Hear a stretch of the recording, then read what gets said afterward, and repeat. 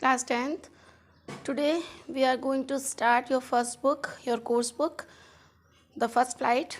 And here are a poem for you that's I I can say that you will enjoy more, and please try to understand its meaning and hind meaning also, because it is a very short poem but has a very large meaning. It depends in your understanding. You can understand its real meaning of the poem. ये जो poem आप पढ़ने जा रहे हैं, this is on the page number 14. It is Dust of Snow. Here the poet Robert Frost, who composed this poem, and it is very short poem in 2 stanzas. You can see the poem Dust of Snow, composed by Robert Frost, is a simple and short poem, yet with a deeper and larger meaning. The poet explains how an act as petty as experiencing snow on one's body can brighten one's day with up. The message of poem is put into words by Robert Frost.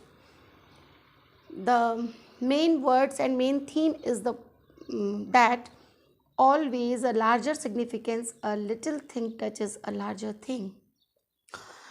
आपको इसके बारे में मैं हिंदी में भी बता देती हूँ. ये जो पोएम है ये एक्सप्लेन करती है कि जो पोइट है वो उसका मूड ऑफ होता है, वो काफ़ी सैड मूड में होता है और वो एक हेमलॉक ट्री के पास से गुज़र रहा होता है.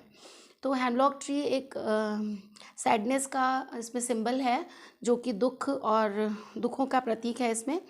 तो एक क्रो जो उसके हेमलॉक ट्री के ब्रांच पे बैठा होता है, और जब उस पेड़ के नीचे हमारा पोइट जो बैठ जाता है जा कर के, तो उसे फील होता है जैसे उसकी बॉडी पे कुछ गिरा. तो उसने ऊपर देखा तो वो जो क्रो बैठा हुआ था उस ट्री पे, उसने उसके उठने और उड़कर आकर बैठने और उड़कर जाने से जो उसके ऊपर स्नो थी ट्री के ऊपर, वो स्नो उसके ऊपर गिर जाती है और उसके कारण उसका ध्यान जो जिस दुख में वो डूबा हुआ था वो ध्यान उसका वहाँ से भंग होता है और वो अपने उस पास्ट डे के बारे में सोचने लगता है जिसके कारण वो सैड हुआ था. फिर अचानक से उसका मूड ब्राइटन हो जाता है और वो चीयर अप फील करता है. उसे लगता है कि नहीं, जो कुछ भी मैं सोच रहा था वो थोड़ा ठीक नहीं था, मुझे इस तरह से अपना डे स्पॉइल नहीं करना चाहिए. इसके ऊपर बेस्ड ये पोएम है. चलिए हम पढ़ते हैं by stanzas. The way a crow shook down on me the dust of snow from a hemlock tree. देखिए, मैंने आपको समरी में पहले ही बताया कि वो एक हेमलॉक ट्री के नीचे जाता है और वहाँ बैठा हुआ होता है. तभी अचानक एक क्रो जो है वो शूक डाउन कर देता है, मतलब उसके हिलने की वजह से उसके ऊपर स्नो गिरती है.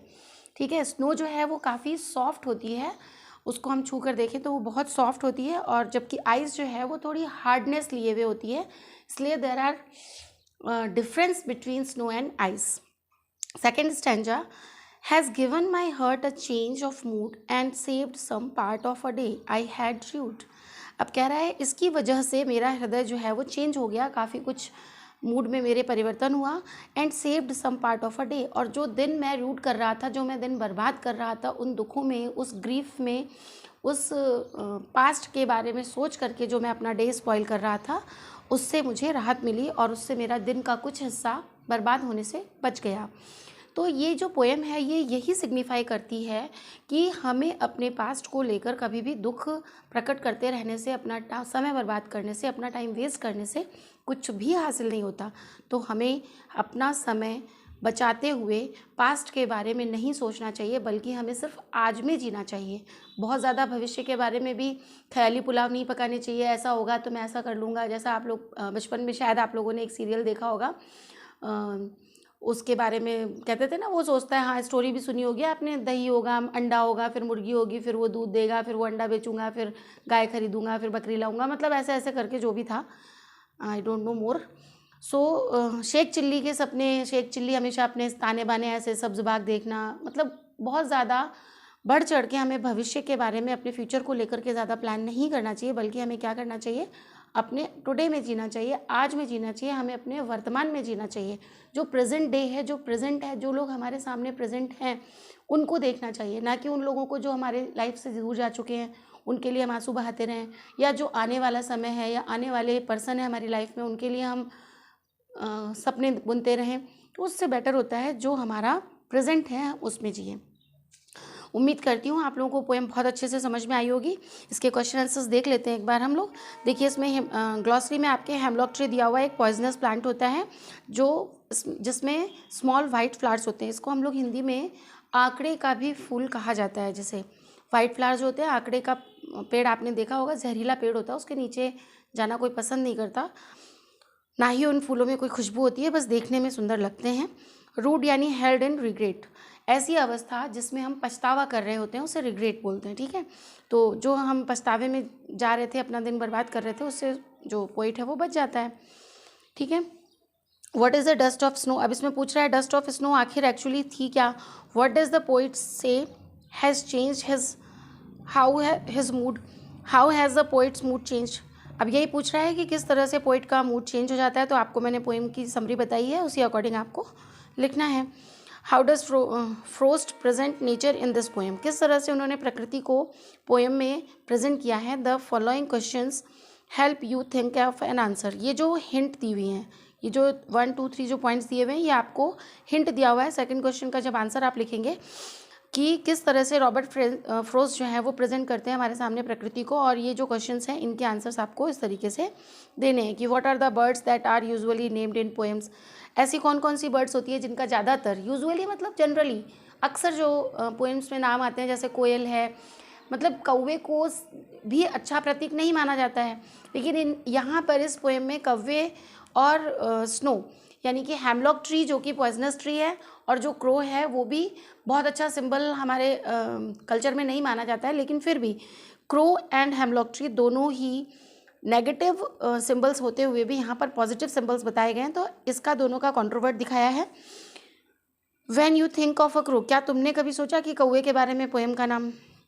अगेन व्हाट्स हेमलॉक ट्री, अब फिर यहाँ पे हेमलॉक ट्री के बारे में बताया। Why doesn't the poet write about more beautiful trees, इसने बहुत सुंदर सुंदर और भी जैस्मीन है, बहुत सुंदर सुंदर रोज़ प्लांट है, लिली है, बहुत सारे ऐसे पौधे हैं जिनमें बहुत सुंदर फूल होते हैं, लेकिन उनके बारे में यहाँ पर जिक्र नहीं किया है।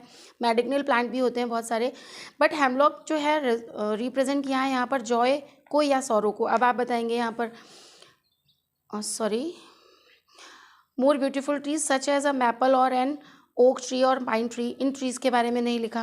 What do the crow hemlock present, यहाँ पर क्रो और हेमलॉक जो है वो क्या रिप्रेजेंट कर रहे हैं, जॉय या सौरो को। अब यहाँ पर जॉय को उन्होंने रिप्रेजेंट किया है या सौरो को।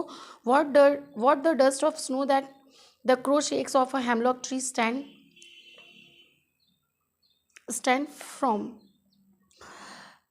तो वो बता रहे कि यहाँ पर किस तरह से उसको खड़ा किया है उन्होंने, कि दोनों को किस तरह से सिम्बलाइज़ किया है। तो इसे आप लोग एक्सप्लेन कीजिएगा। Have there been times when you fell depressed, क्या कभी ऐसा समय हुआ है जब आप डिप्रेस्ड फील करते हैं या होपलेस फील करते हैं। Have you experienced a similar moment that change your mood, क्या इसी तरह का कोई क्षण ऐसा आया आपकी लाइफ में जब आपका मूड भी इस तरह से प्रकृति के किसी काम से चेंज हो गया हो। तो प्लीज़ अच्छे से पोएम को पढ़िएगा, एंजॉय कीजिएगा। अगर आपको कोई प्रॉब्लम होती है you can comment me. Okay, thanks.